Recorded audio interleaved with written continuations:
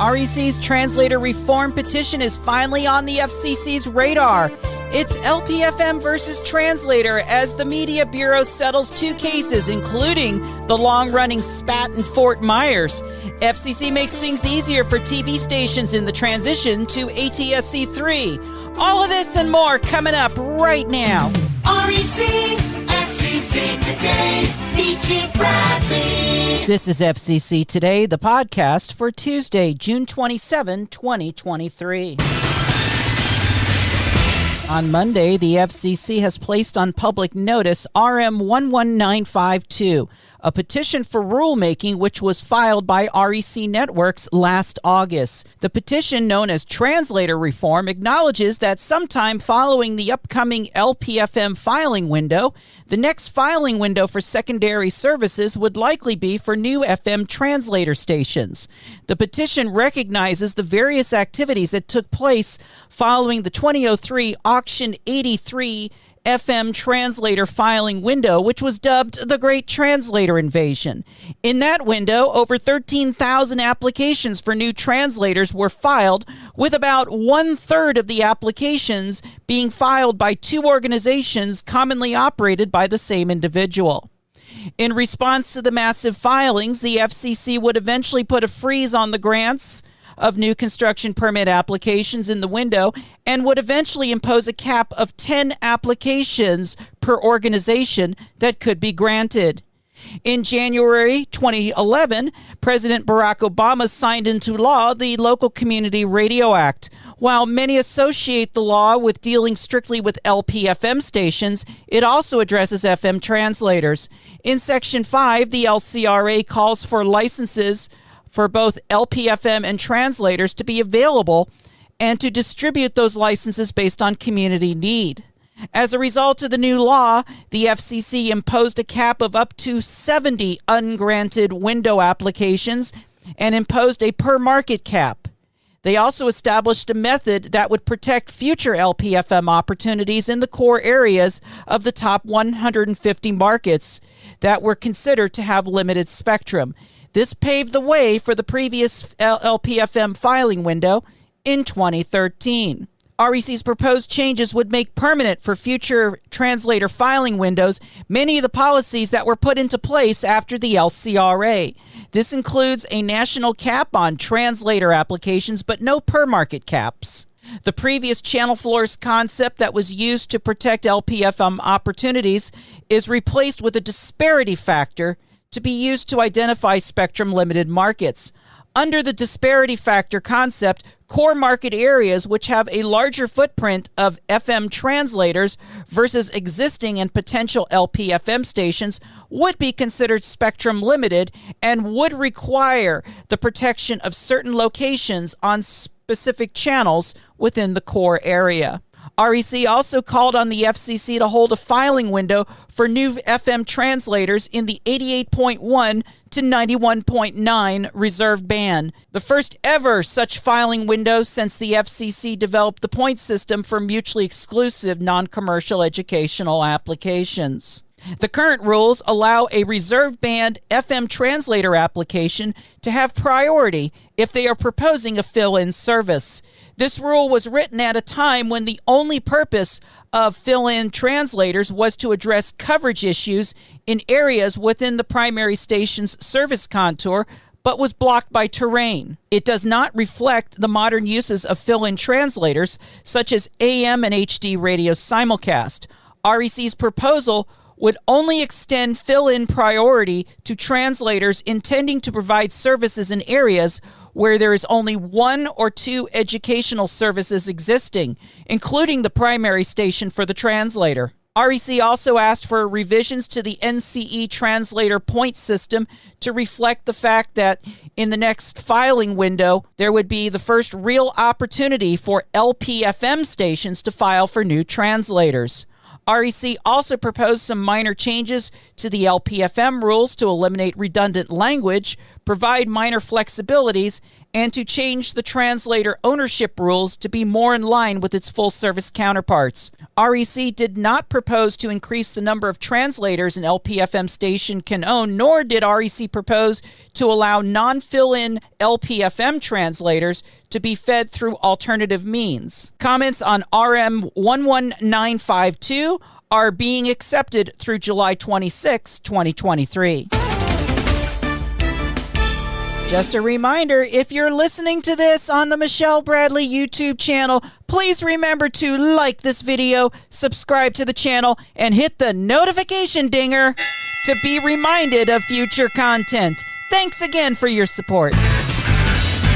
John Egerton from Broadcasting and Cable is reporting on an order released by the FCC that would help expand the versatility of ATSC3 NextGen television broadcast stations and to help in the transition from the current ATSC1 digital system to ATSC3. TV broadcast stations operating in ATSC3 are required to continue providing their ATSC1 programming. Because of the nature of ATSC3, the ATSC1 version of the programming must be done on a different TV station still operating the current ATSC1 digital system. In 2017, the FCC said that it would allow stations broadcasting in ATSC3 to contract with another station to deliver its ATSC1 simulcast of the TV station's main programming stream. Multicast streams were allowed under special temporary authority. The recent FCC decision would allow for TV stations to expand their license to include the multicast streams without the use of an STA. While there is no STA, these rules will only remain in place until a day that the FCC eliminates the local simulcasting requirement. The FCC also ruled that these temporary simulcasts will not trigger any ownership or attribution issues for the station hosting the channel, and also that a non-commercial TV facility can host simulcasts from a commercial broadcaster without affecting its NCE status. The FCC also pushed out the sunset date for simulcasting from July 17, 2023 to July 17, 2027. Ah, yes, dingers. All right, we're on our way with a couple of LPFM-related dingers here. First of all, the FCC has settled a long-running dispute between an LPFM and a translator in Fort Myers, Florida. Over the past few years, Sumurasi Incorporated, hopefully I'm pronouncing that correctly, a licensee of WSGD-LP, and that's in Lehigh Acres, Florida. They've been complaining about interference from an FM translator, W239 Charlie Lima, Golden Gate, Florida, licensed to Fort Myers Broadcasting Company. In a series of filings dating back to 2019, each side had filed multiple pleadings accusing the other side of running too much power. And in one pleading by Sumurasi, they claim that Fort Myers is using their power to take over their LPFM station. Fort Myers accuses Sumurasi of running too much power and also commercial advertising. October 6, 2020, Sumurasi filed a petition for reconsideration on a license to cover filed by Fort Myers on W239CL. The pleading did include an interference package. And, last Friday, the FCC has finally released their decision on this spat. During the investigation, it was determined that Sumurasi was operating with a 2-bay antenna while their current license only specified a 1-bay. Because Sumurasi was operating with an unauthorized facility, the interference package that they filed against Fort Myers was invalidated, and their petition for reconsideration was dismissed. That's one of the requirements if you file a translator interference package, is you've got to make sure that you've got your ducks in a row and that you're running everything legal. In a separate but related action, the Media Bureau has issued a notice of apparent liability for $2,500 against Sumurasi for operating with an unauthorized antenna in violation of Section 301 of the Communications Act and Section 73.845 of the rules. Sumerasi has 30 days to respond to the NAL. Now, we have a different case, which is kind of around the same thing, but things worked out a little differently.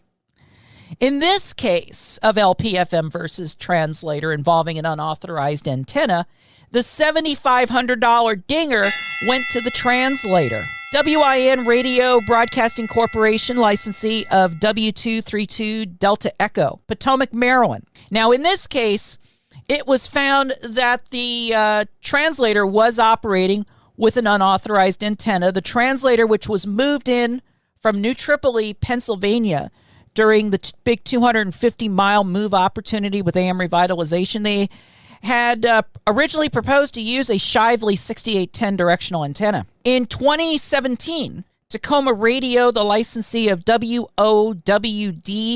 in Tacoma Park, Maryland, filed a complaint under the old interference rules, stating that the Translator was causing interference to the LPFM. Tacoma would follow up with a filing that included a photograph to show that the Translator was running with the wrong antenna. In response, WIN had stated that instead of the Shively, they used a JamPro JLLP2 antenna, which they claimed was a comparable antenna. The decision to use the JamPro instead of the Shively was due to concerns that the Shively was too heavy for the tower. So it was a safety issue. The Translator is currently in the process of changing channels right now to 1015, and once that happens, it'll no longer be an issue for WOWD. Actually, the FCC approached WOWD and said, do you want to file another interference complaint using the new process? And they said, well, we filed one under the old one. Why do we need to file one under the new one? Anyway, the FCC also dismissed an argument made by Tacoma. This is a good one. That the station's license should have expired pursuant to Section 312G of the Communications Act. That's the law that says if you're silent for more than a year, that you can get your license canceled. The FCC has also in the past, they've also interpreted that to say that if you're engaged in some kind of an unauthorized operation, that could also count towards being towards a 312, because basically an unauthorized operation is basically just as good as being silent in the eyes of the FCC. However, while the Media Bureau normally does apply the 312G to broadcasting from an unauthorized location, they concluded that because the Translator even though they had an unauthorized antenna, they were still at the correct location and on the correct channel. So therefore, they're not subject to any 312G scrutiny. Now, notice the difference in these two cases. In the Fort Myers case, there was a 301 violation, which is unauthorized operation. We did not see a 301 violation in this case. So there's a little bit of difference. I'm scratching a little bit on the difference, because in both cases, they were operating with unauthorized antennas, which in the Fort Myers case probably resulted in the station operating with more effective radiated power. In the Maryland case, the Translator actually admitted that they were operating with a higher than what they should have been running transmitter power output because they miscalculated the feed line loss. So, there's a little inconsistency there in the enforcement. And either way, the Translator, which didn't have the 301 piece attached to it, it was just rules, they got the bigger fine than the LPFM. So if anything, the LPFM was cut a break, and normally a lot of times LPFM and Translator fines are usually about the same. This is, we see this a lot with renewals, that they will just run they'll have the same $1,500 fine. And, it's normally $3,000 for a full service station if you're late on a renewal filing. Totally different issue, and totally in a different part of the world, literally. The Enforcement Bureau's Investigations and Hearing Division has reached a consent decree with Docomo Pacific. Docomo Pacific and their parent, Docomo Guam Holdings Incorporated are wholly owned by Nippon Telegraph and Telephone, NTT, a Japanese corporation. In 2015, the FCC authorized Docomo Pacific to have 100% foreign ownership, consisting of 65.15% of the equity and voting interests, and the Japanese Ministry of Finance, yes, the Japanese government, holding a minority percentage at 26.95% equity and 41.53% of the vote. How does that add up? Wait, hold it. That is over 100%. What? Okay, that's how it was written. Maybe I just don't understand finance. Okay, I'm not a financial guru. I'm the Michi. Okay, I understand radio stuff. I understand I understand FCC stuff, and, but where it comes to the stock market and stuff like that, all I know is right now, do not, Odyssey and Salem. No. All right. In September 2020, NTT commenced a tender offer for outstanding Docomo shares. And in November, NTT acquired those shares, which increased its indirect ownership interest to 91.46%.